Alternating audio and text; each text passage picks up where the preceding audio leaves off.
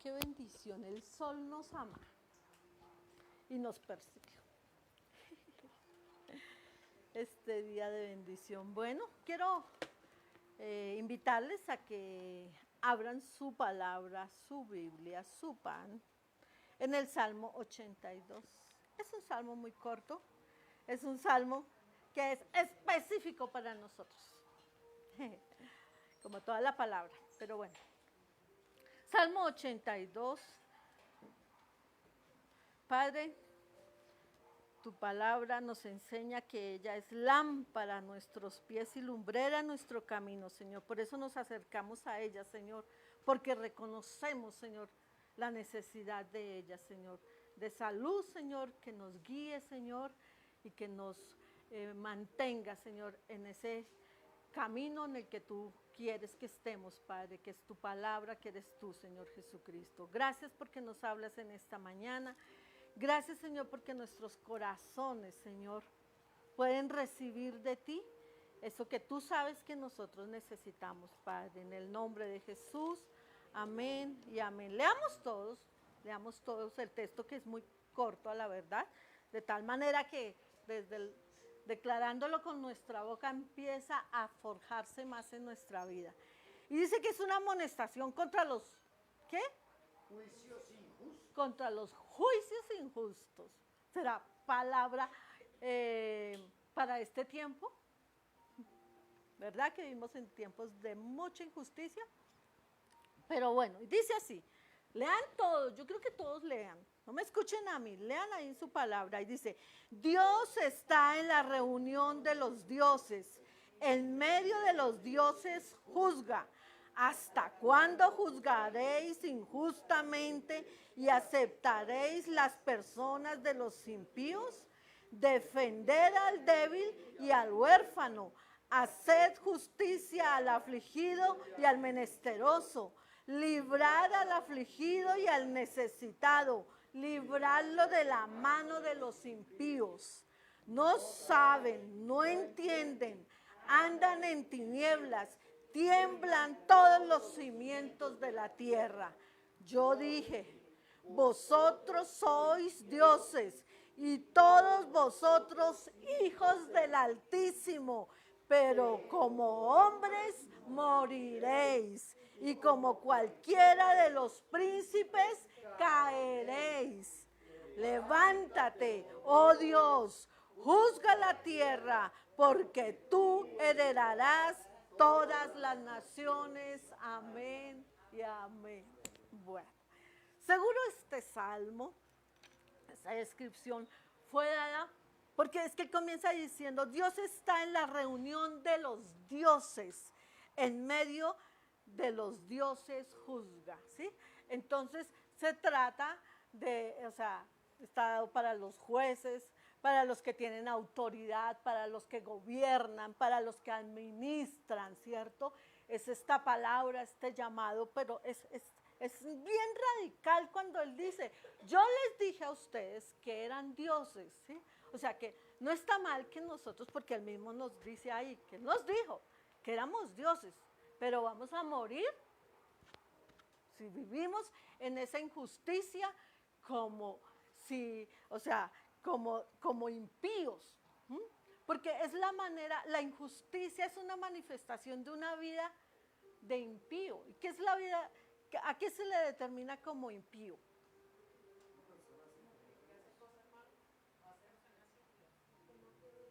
¿Una persona sin qué, pastor? Esa es la palabra. Una persona sin temor de Dios, ¿sí? Es eso. Entonces, a pesar de que Él nos ha llamado como dioses, que somos sus hijos, si vivimos en injusticia vamos a morir como ellos. O sea, no hay otro. Entonces, ¿qué nos permite ver este salmo? Y es que todos, en el nivel que estemos, en el lugar, de pronto no somos los jueces del Congreso, de la nación que estamos juzgando, no.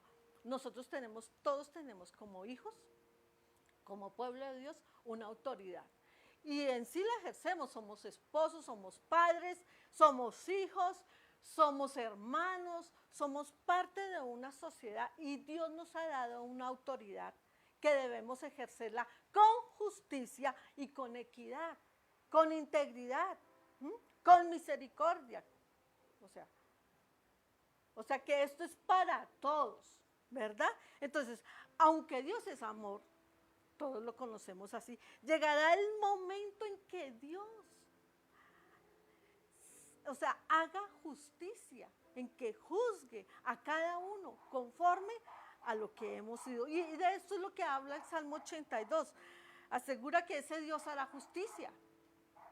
Y sabemos que la palabra es verdad, que eso no es el contenido de un libro cualquiera, no, es el contenido de lo que es la voluntad de Dios, lo que Él ha designado para nosotros. O sea que no es cualquier declaración o cualquier llamado, cualquier reflexión a la que este salmo nos está llamando, ¿verdad? Porque nos asegura que Dios un día hará justicia.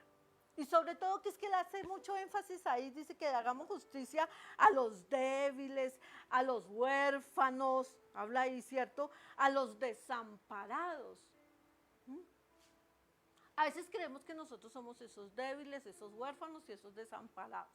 Porque, ay, Señor, y solo nos acercamos a Él declarándole esa necesidad que nosotros necesitamos. Y que todos aquellos que no tienen, ¿sí? Yo cuando estoy orando por las mañanas, me pasa casi siempre algo, de que a mí el Señor me traslada por allá a los montes, a esos pueblos donde hay tantos huérfanos, débiles y desamparados. Primeramente, desamparados porque no sé, yo en ese sentido no tengo cómo describirlo, porque no tienen lo que nosotros tenemos. La certeza de un Dios, de un Padre que nos ama, de un Padre que pelea nuestras batallas, que nos defiende. Ellos hasta de eso escasean. Entonces, nosotros tenemos que tener en cuenta todo esto. De tal manera que nuestra vida en verdad sea esa vida de justicia, de equidad, de misericordia. Y nosotros como iglesia necesitamos tener esa certeza de que llegará ese momento. Porque podemos estar viviendo no sé qué etapa, en qué momento de su vida, en qué circunstancias se esté atravesando cada uno en sus vidas. Pero todo eso es pasajero. Lo único que debemos tener seguros es que sí llegará ese momento en que Dios se levantará y se colocará como Dios, como juez justo, ¿cierto? Y empezará a dar a cada uno conforme a sus obras. A cada uno nos entregará la herencia, a cada uno nos dará la recompensa conforme a nuestras obras. Y ahí no va a intervenir ni la mamá, ni el esposo, ni la esposa, ni el hijo al que recurrimos cada vez que estamos en dificultades, ¿sí? Mamá, ore porque, ¿sí? Papá, ore. No, ahí solamente estaremos con Él y Él será el que determine. Y mire, es cierto que solo en Cristo tenemos esa seguridad y tenemos ese defensor para ese juicio que un día estará, en el que estaremos presentes.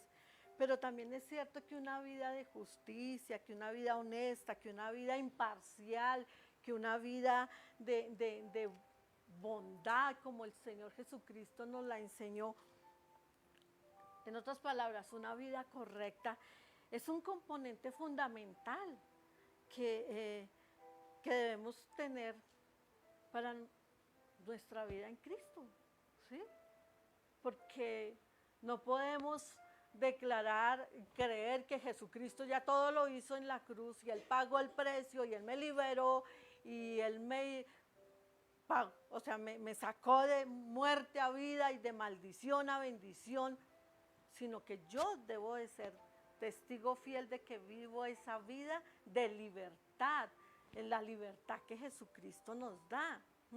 La palabra dice que si Jesucristo nos libertare, seremos verdaderamente libres, ¿sí? Pero ¿libres de qué? ¿Cuál fue la deuda y por qué fue que él pagó ese precio? Del pecado, ¿m? Que es lo único que me separa de Dios y que me lleva a tener una vida de injusticia, una vida de egoísmo, una vida que no es la que manifiesta que Cristo vive en nosotros, ¿verdad? Entonces, recordemos, eso es todo lo que tenía para reflexionar en esta mañana con respecto a este salmo, ¿cierto? La reflexión de esta mañana es que vivamos de una manera que honre primeramente a Dios, de una manera ejemplar, de una manera que a Dios le agrade, para que podamos recibir esa herencia, esas promesas, en esta tierra de los vivientes y en el reino venidero. Amén. Dios les bendiga.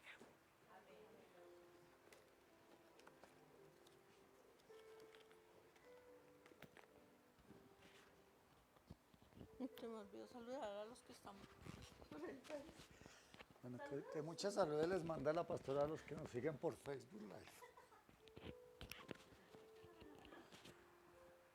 Buenos días a quienes no había saludado, a quienes no les había dicho que se ven guapísimos en esta mañana.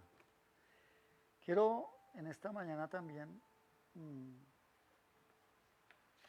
la pastora ya oró, así que vamos a continuar con esta reflexión que tiene que ver mucho con el Salmo 82, porque ¿qué concepto tenemos del sufrimiento?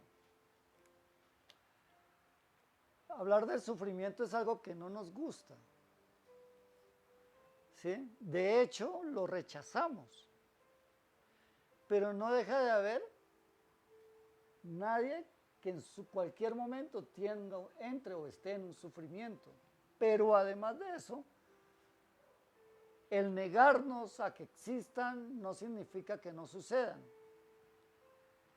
Y es que el sufrimiento tiene que ver mucho con Dios y el ser humano. ¿Por qué? Porque hay quienes sin conocer a Dios se creen dioses.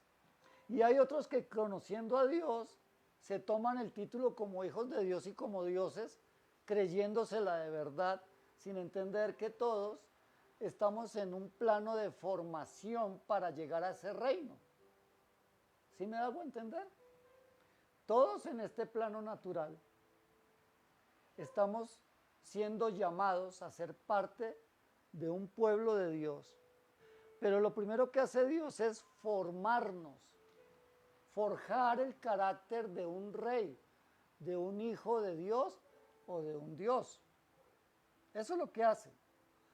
Si usted se da cuenta, en el Salmo 82 dice algo tremendo, dice, Dios está entre los dioses, refiriéndose a su pueblo, pero a los impíos, ¿cómo los nombra? No, les dice personas. Les quita el estatus de Dios, porque los dioses no son injustos, porque los dioses no hacen mal. El mundo nos ha acostumbrado que hay malos gobernantes y malos reyes y hasta malos dioses, pero según la Biblia no hay malos dioses. ¿Sí? Por eso él dice, ¿por qué aceptáis la injusticia de los hombres impíos o de las personas impías? Y es que escuchaba la reflexión de que el pecado no existe. Porque el pecado en realidad es la ausencia de Dios en una persona. Cuando usted va a definir el pecado como tal, ¿sabe qué dice que es el pecado? No dar en el blanco. Desde el hebreo original, la palabra pecado dice es no dar en el blanco. Entonces, cuando no damos en el blanco, ¿qué es lo que sucede? Que estamos errando. Y errar es entrar en la injusticia, y la injusticia trae consigo sufrimiento. Y entonces, hoy tengo una corta reflexión, una enseñanza sobre el principal objetivo que nos traen los profetas. En cada libro de los profetas, el objetivo es el mismo que resalta sobre todo Jeremías. El nombre Jeremías significa Dios exalta. Y si usted va a mirar la vida de Jeremías, fue uno de los profetas menos exaltado. Pero su nombre era Dios exalta. ¿Sí? Y a él se le atribuye un libro muy importante que se llama el libro de Lamentaciones. Este hombre profetizó durante los reinados de 4 reyes: Josías, Joaquín, Joacín y Sedequías. Y este fue llamado siendo aún muy joven, hacia los años 626 a.C. Su ministerio duró aproximadamente 40 años y él plasmó 6 temas dirigidos al pueblo de Dios, que nos habla de lo siguiente. Primero, ¿cómo podemos ver el sufrimiento? Busque el libro de Lamentaciones.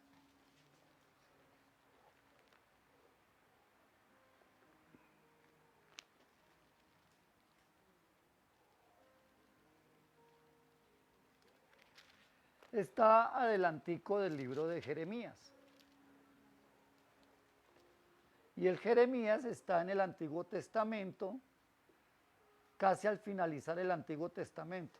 Isaías, Jeremías y Lamentaciones. ¿Sí ven? Ahora, de las 6 cosas que el profeta enseña al pueblo de Dios, lo primero es que el sufrimiento es consecuencia del pecado. Nadie sufre porque sí.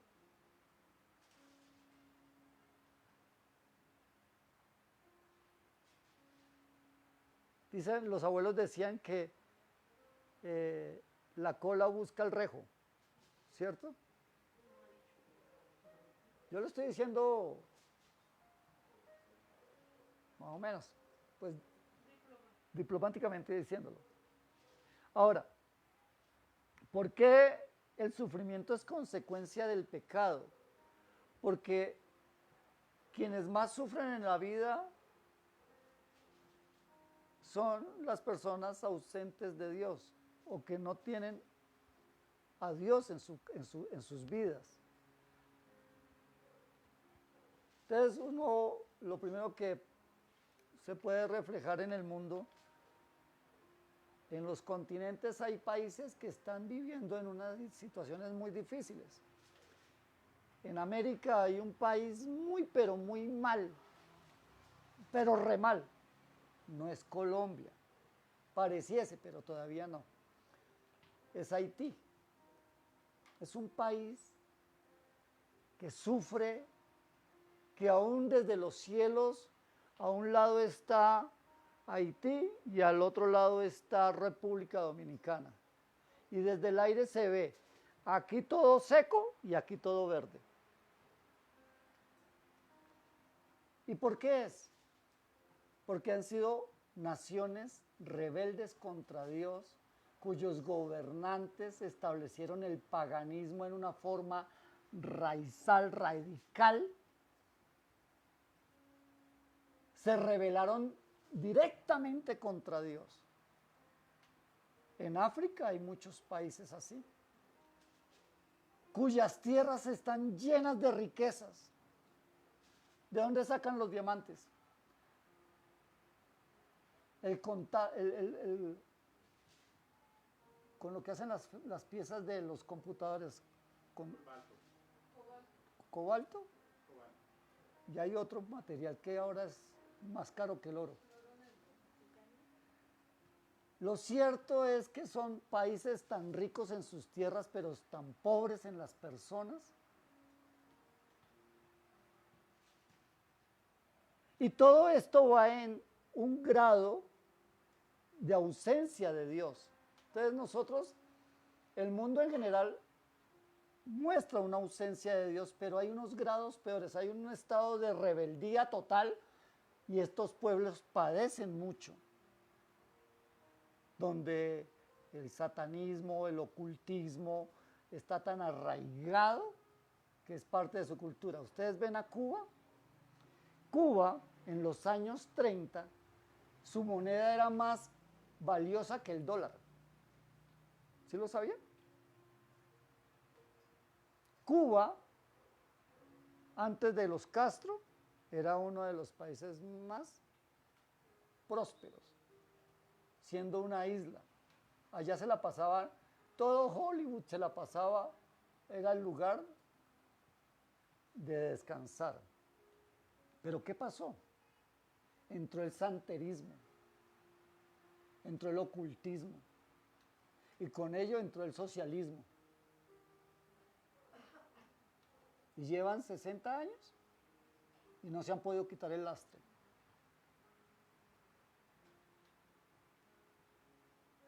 O sea, el sufrimiento tiene que ver con la ausencia de Dios. Y claro, si nos vamos a mirar y comparamos nosotros con Cuba, estamos hechos todo un paraíso. Pero si nos comparamos con Suecia, pues no estamos tan bien. Pero cuando nosotros leemos el libro de Lamentaciones, yo quiero que leamos el versículo 5, en el capítulo 1, versículo 5, ¿qué dice? Sus enemigos han sido hechos príncipes, sus aborrecedores fueron prosperados, porque Jehová la afligió por la multitud de sus rebeliones. Sus hijos fueron en cautividad delante del enemigo. ¿Quién los colocó ahí? ¿Dios? ¿El buen padre no castiga al hijo que obra mal? ¿Qué dice la palabra? El que ama al hijo lo corrige, como el padre al hijo que quiere. O sea, Dios, cuando nos ama, su manifestación de amor es corregirnos. Y la corrección trae sufrimiento. ¿Alguna vez le dieron una pela por portarse mal? ¿No la recuerda? Yo sí recuerdo una que me dieron a mí.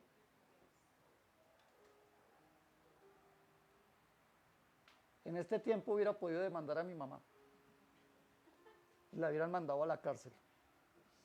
Porque me metió en el baño, me empelotó, me abrió la regadera y me dio lapo hasta que me oriné. Claro, qué terrible, ¿cierto? Pero es que yo no he dicho qué fue lo que hice. La puse en angustia, ella trabajando, llegó de trabajar y yo no estaba en la casa. Saliendo de estudiar a las 5 de la tarde.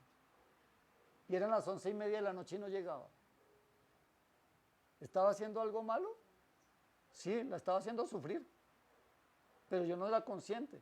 Yo estaba en cine. Y como era doble la película. ¿Sí? ¿Lo merecía? Sí. Porque nadie tiene el derecho de hacer sufrir a nadie.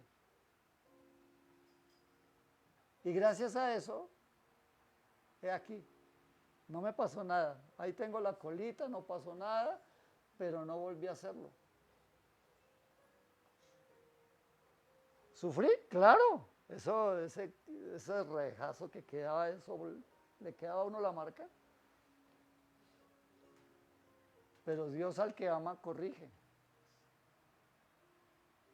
Entonces el sufrimiento es la consecuencia del pecado, de la ausencia de Dios. ¿Qué dice en el 2:14? Estamos en Lamentaciones, ¿no? Por algo se llama Lamentaciones, ¿no? Porque uno se lamenta y a veces se lamenta también. Dice, tus profetas vieron para ti vanidad y locura, y no descubrieron tu pecado para impedir tu cautiverio, sino que te predicaron vanas profecías y extravíos. ¡Ay! Es que el mal también alguien puede enseñárnoslo, pero está en nosotros la decisión. Y cuando decidimos mal, ¿qué sucede? Pues nos corrigen. ¿Y el 3:42 qué dice? Nosotros nos hemos rebelado y fuimos desleales. ¿Y qué? ¿Y qué? Tú no perdonaste. Hay quienes piensan que el perdón es pasar de agache el mal. No. El perdón es corregirte. Ese es el perdón. Enderezar las sendas es el perdón. ¿Estamos entendiendo? Entonces, ¿qué estamos recogiendo hoy en día? Como sociedad, la falta de disciplina y formación que no le dimos a nuestros hijos. Porque dijimos, yo no voy a ser como mi papá, tan violento, tan agresivo. Yo voy a amar a mis hijos y les voy a dar todo lo que más pueda. Yo no los voy a hacer pasar trabajo. Y ahora, ¿qué sucedió? Que ya no quisieron ni trabajar, sino que nos vieron que usted me crió, alguna vez escuchó, ¿y para qué me trajo al mundo? Ah, no, perdón, disculpe. Falta de corrección. Lo segundo que debemos de entender es que el sufrimiento nos puede llevar a Dios si reconocemos nuestra culpa.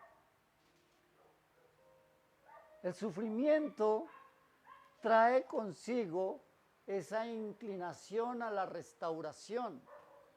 Cuando hay un genuino arrepentimiento, cuando reconocemos que la embarramos, entonces volvemos, ¿sí? Ahora, casi nadie reconoce sus culpas ante alguien inferior.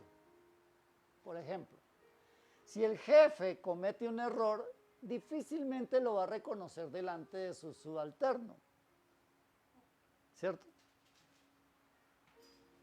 Pero si está ante una autoridad y esta autoridad es conocida por ser tajante, de seguramente lo va a reconocer por solamente temor.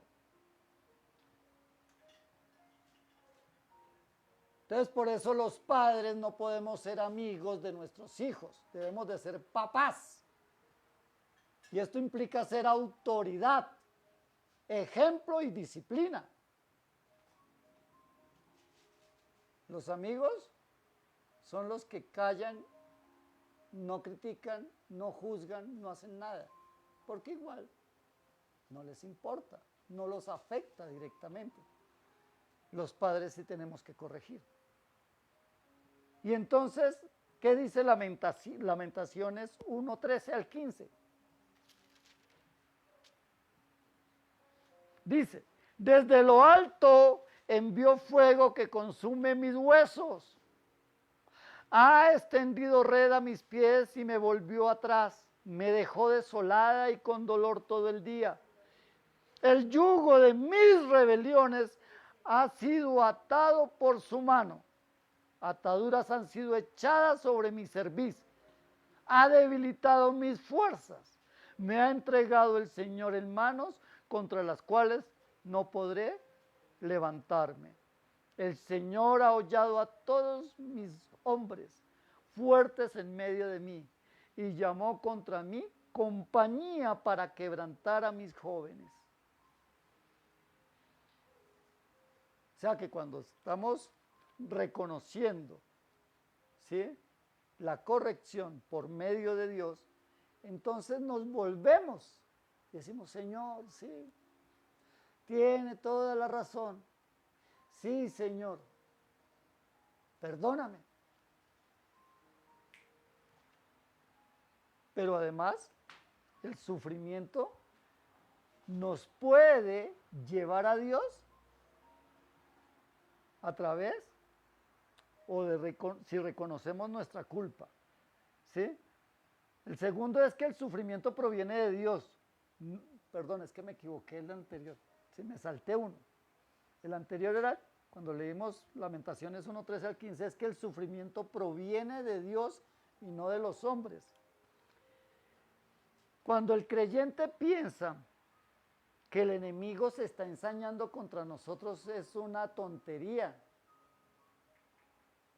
Porque Dios, si Dios es su Padre no va a permitir que nadie se lave las manos con usted. ¿Sabe qué decía a mí un día? Cuando estaba pequeño, tuve la oportunidad, la grata oportunidad de estar internado. Y entonces en ese internado era dirigido por monjitas. Y un día una monjita me pegó. Ay, ¿usted no ha visto una tolimense enojada? Pues esa era mi mamá. Pues se fue a donde la monjita. ¿Y cómo se llama la monjita? La monjita se llamaba Trinidad. Y entonces cogió y mi mamá se fue a donde la monjita y le dijo, mire, hermana Trinidad, usted vuelve a tocar a mi hijo y yo la trinteo a usted. Ay, señor, no, usted no se lava ni sus manos con mi hijo. Pues yo era una dulce criatura, yo no sé, indefenso. ¿Por qué me miras así? Yo era una dulce criatura. Sigo siendo una, gracias. ¿Sí? Igual, recuerde, el diablo no le puede colocar a usted un dedo. Él no tiene autoridad, no tiene poder. Porque para corregirlo está su papá. ¿Quién es su papá? Dios. Entonces nunca el sufrimiento proviene de los hombres, ni del diablo. Es Dios que lo permite. Por eso ahí en el versículo 13 dice, desde lo alto envió fuego que consume mis huesos, ha extendido red a mis pies, me volvió atrás, me dejó desolada y con dolor de todo el día. El yugo de mis rebeliones han sido atados por su mano y ataduras han sido echadas sobre mi cerviz. Ha debilitado mis fuerzas y me ha entregado el Señor en manos contra las cuales no podré levantarme. Es Dios el que determina eso. Que utilice a quien sea, es otro cuento. Pero es Dios. O sea, cuando a usted, mira, a usted no le dieron unas papás por casualidad, a usted le dieron los papás que usted necesitaba. A usted no le dieron un cónyuge o una esposa por casualidad. Es la que usted necesita. ¿Quién es el que da esposo? El Señor. Dice, bienaventurado el hombre que halló esposa. ¿Quiénes tenemos esposa? Yo soy bienaventurado. ¿Quién dice amén? Amén. Solo las mujeres. Gallinas. No sean conchas, hombre. Bienaventurado el que halló esposa. Amén. Ustedes no son tan bienaventurados, los que no han hallado esposa. Los que la hallaron, sí. Amén. Eso, bien, Plinio, gracias. Ya me motivé. Entonces, ahora sí el tercero, que es que el sufrimiento nos puede llevar a Dios, si reconocemos nuestra culpa. ¿Qué dice la palabra? El que reconoce sus pecados y se aparta, ¿qué? Haya misericordia. ¿De quién proviene la misericordia? De Dios. Entonces reconozcamos nuestro error. Lo cuarto es que el sufrimiento, las lágrimas y la oración van juntos. Cuando usted sufre y llora, pero no hay oración, usted se está llenando de amargura. Y está culpando a todo el mundo de sus desgracias. Y nunca va a reconocer que es el trato de Dios con usted. Cuando usted sufre, llora y ora, nos van a llevar a la reconciliación con Dios y a conocer su propósito. Y nos va a dar entendimiento para reconocer por qué estamos sufriendo tanto. Y esto solamente se logra a través de ese arrepentimiento genuino. ¿Qué dice Lamentaciones 2:20? Vayámonos a la palabra, 2:20. Dice, mira, oh Jehová, y considera a quién has hecho así. ¿Han de comer las mujeres el fruto de sus entrañas?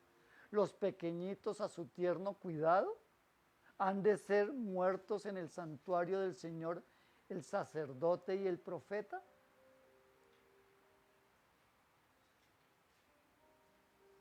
Cuando tú vas en medio de tu adversidad, aquí el profeta está diciendo, mire, Señor, ¿será que las mamás se van a tener que comer a sus hijos? Está hablando de canibalismo. Canibalismo. Eso. Pero, ¿qué es lo que hace la oración? Que nos permite liberar toda esa amargura y todo ese concepto errado que muchas veces se levantan en nosotros para deshacerlo. Y entonces, cuando la oración viene consigo el arrepentimiento. Y ese arrepentimiento, mire lo que dice ahí más adelante en el 3:48. Ríos de aguas echan mis ojos por el quebrantamiento de la hija de mi pueblo. Mira, hasta Dios nos acompaña en el llanto. Porque al corazón contrito y humillado jamás despreciará a Dios. A veces creemos que cuando cometemos errores y la embarramos, creemos que todos los sanamos diciendo, ay, discúlpeme. No, hay que llorar el mal para que sea un genuino arrepentimiento y seamos restaurados.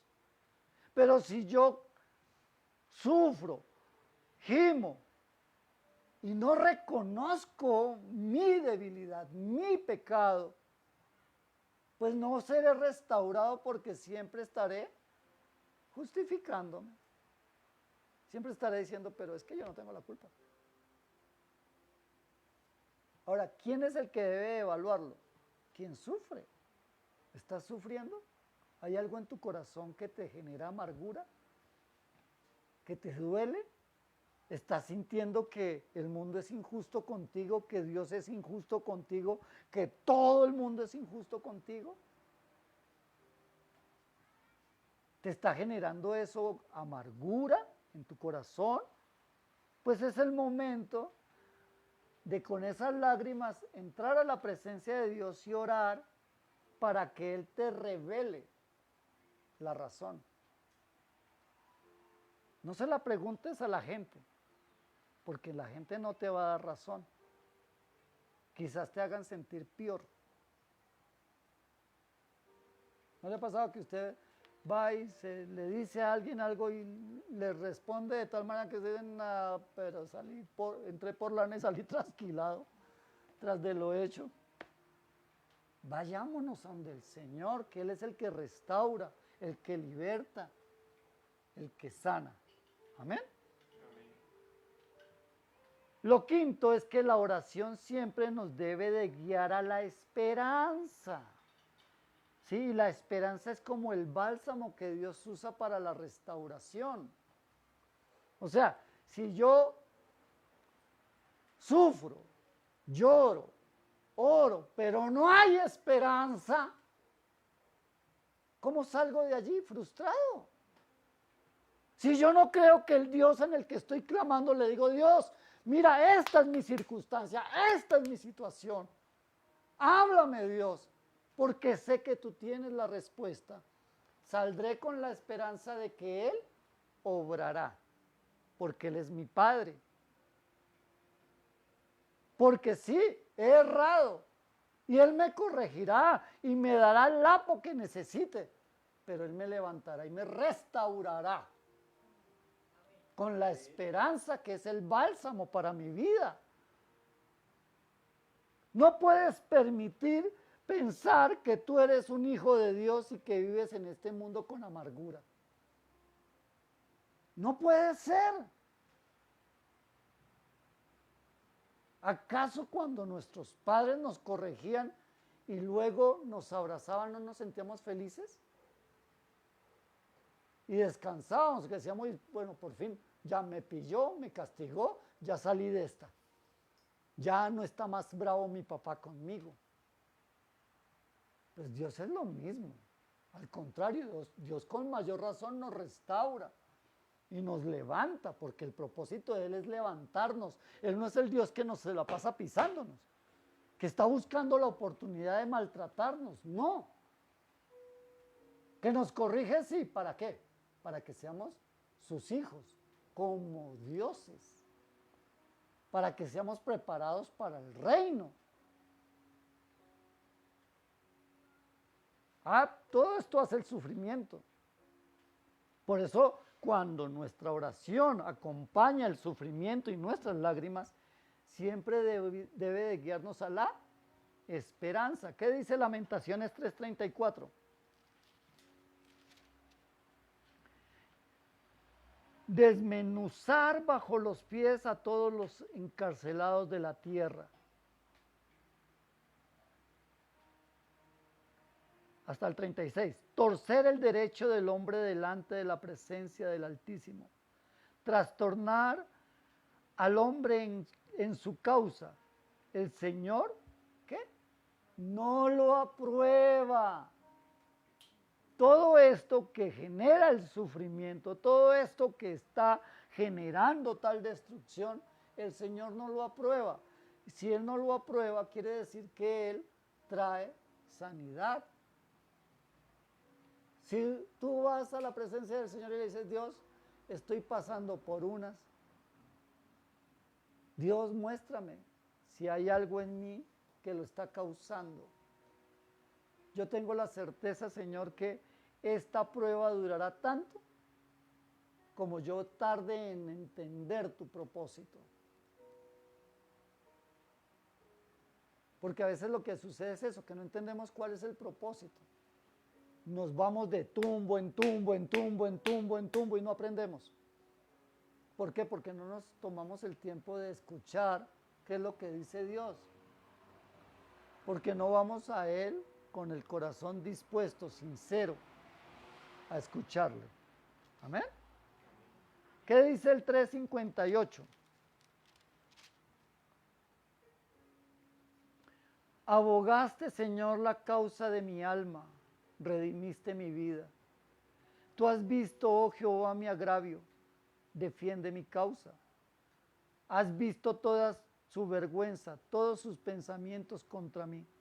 Has oído el oprobio de ellos, oh Jehová, todas sus maquinaciones contra mí, los dichos de los que contra mí se levantaron y su designio contra mí todo el día.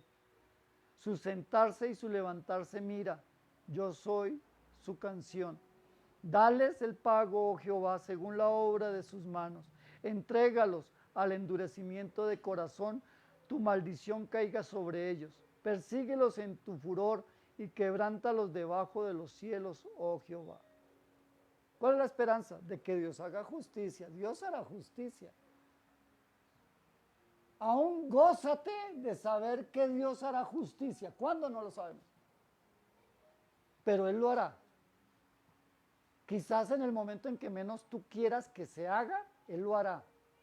Porque hay una parte en la palabra que dice que no te alegres del mal ajeno, no sea que el Señor se arrepienta de castigarlos y ese castigo caiga sobre ti. Porque a veces, sí, Señor, acábalos, destrúyelos, con un corazón envenenado, lleno de rabia. No, Dios no va a responder eso. Dios va a querer es que tu corazón sea blando, maleable, manejable, humilde, dispuesto. ¿En quién está interesado un padre? ¿En sus hijos o en los amigos de sus hijos? En sus hijos. ¿Sí? Entonces, por ende, Dios que está interesado en ti, Él quiere hacer de ti una mejor persona, que como el Salmo 82, en ti haya justicia. Y que si algo hay que juzgar, el juicio se lo dejamos al Señor. En eso descansamos. O si no, entonces no vamos a parar de sufrir. Sexto y último, el sufrimiento debe de llevarse con paciencia y así recibir el propósito de Dios. Cuando tú estás afanado de que se acabe la prueba, pero no has entendido el por qué o no has asumido tu responsabilidad, entonces tú te desesperas. Pero si tú lo llevas con paciencia, esperando el tiempo de Dios, recuerde, la palabra dice, aunque la promesa tarde un poco, con todo ella llegará. Dios cumple sus promesas. ¿Qué te ha prometido Dios?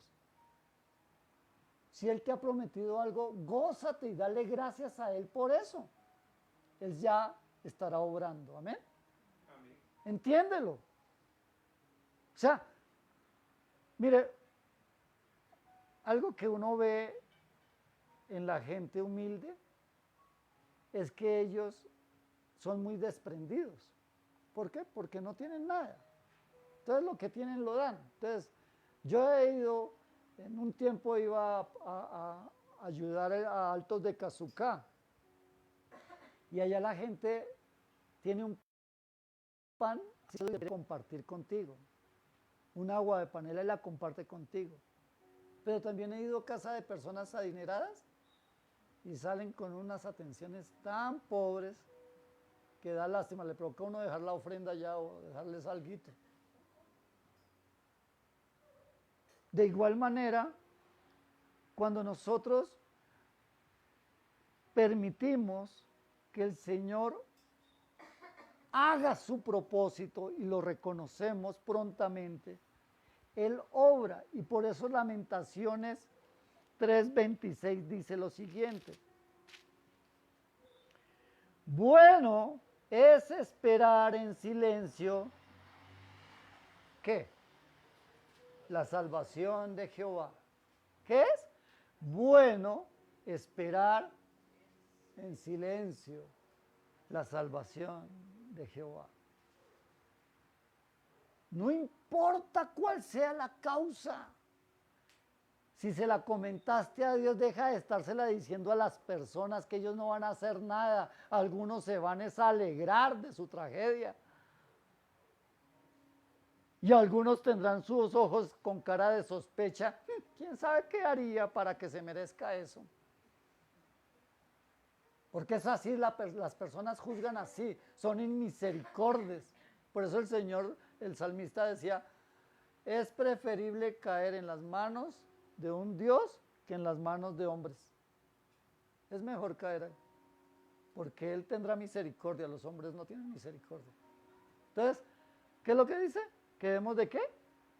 Aprender a esperar en silencio la salvación de Jehová. ¿Cierto? ¿Y qué dice el siguiente?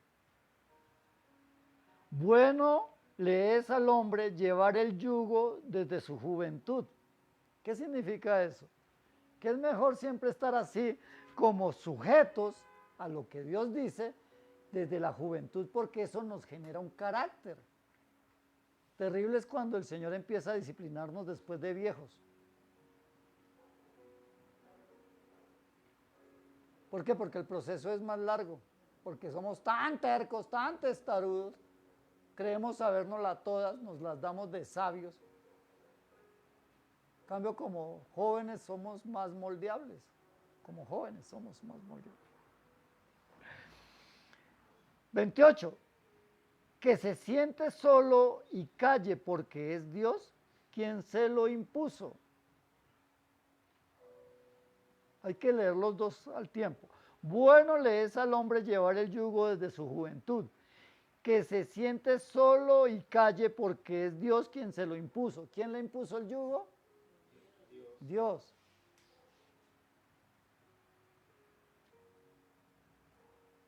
Si tú eres hijo de Dios, no dudes de que lo que vives tiene un propósito. Solo aprende a escuchar qué es lo que quiere Dios, qué es lo que te va a enseñar. Versículo 29. Ponga su boca en el polvo por si aún hay esperanza. De la mejilla al que le hiere y sea colmado de afrentas. Porque el Señor no desecha para siempre. Antes, si aflige, también se compadece según la multitud de sus misericordias.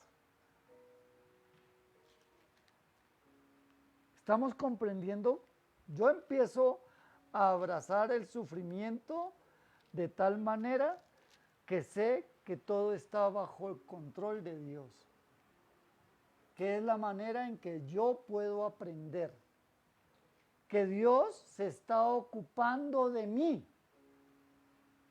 Entienda esto. ¿Usted aprende cuando está en las buenas?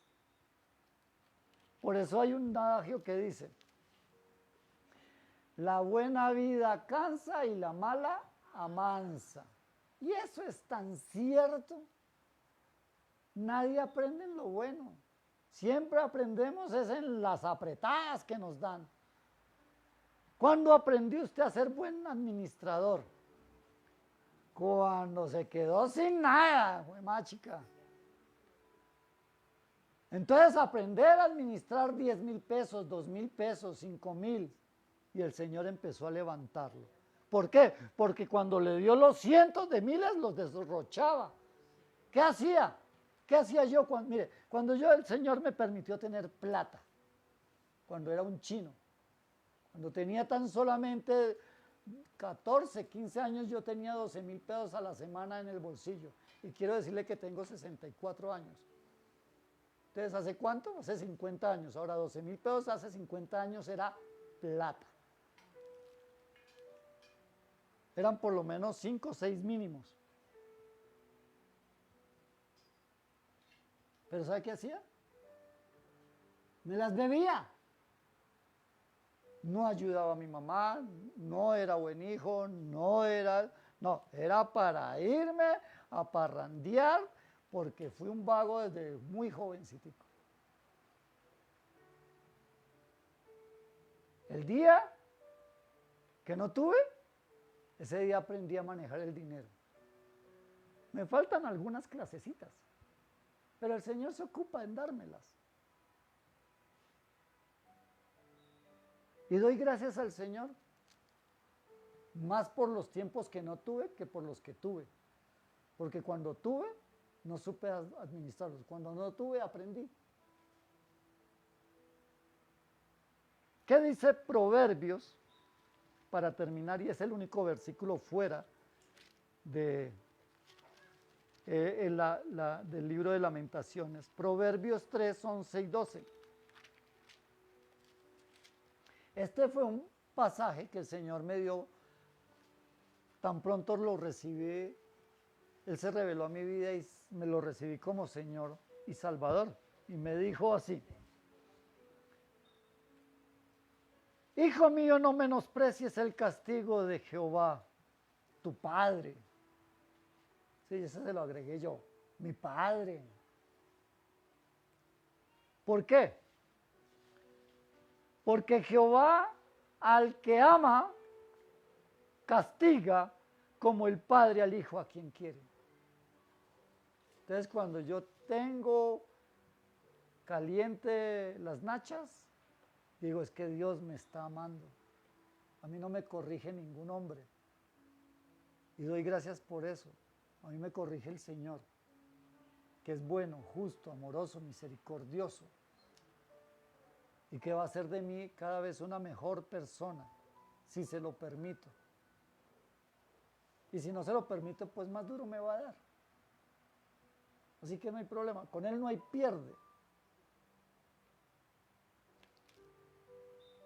¿Aprendimos? ¿Nos habló el Señor? Miren la otra cara del sufrimiento. Ya dejé de decir, Ay, es que yo estoy sufriendo en esta vida, yo no sé a qué vine al mundo.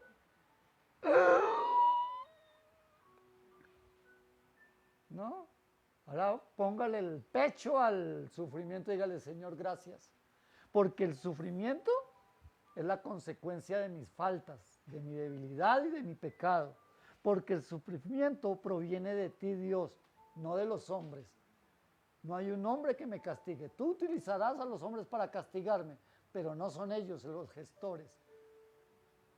Gracias, Señor, porque el sufrimiento nos acerca y nos lleva a ti nuevamente para reconciliarnos.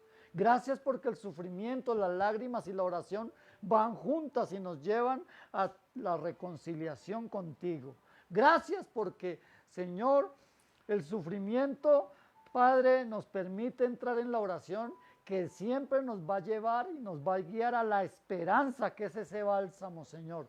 Gracias porque el sufrimiento lo debemos de llevar con paciencia para así recibir el propósito que tú tienes para con nosotros. Amén. Inclina su rostro y oremos. Padre, gracias te damos, Señor, por tu preciosa palabra, porque nos has mostrado una nueva visión del sufrimiento. Ante el sufrimiento no debe de haber quejas, Señor. Debe de haber ese arrepentimiento. Ante el sufrimiento no debe de haber justificación. Debe de haber arrepentimiento, Señor. Por eso te damos gracias en esta mañana por hablarnos. Porque a través de tu palabra, Señor, nadie puede refutar lo que tú dices. Cuando tu palabra confronta, cuando tu palabra enseña, no hay argumento alguno, Dios. Por favor, glorifícate. Gracias te damos en esta mañana por esta palabra, Dios. La necesitábamos. Poder entender que el sufrimiento es la manera que tú utilizas para forjarnos, formarnos, prepararnos para levantarnos, Señor, a cumplir tu propósito, Dios.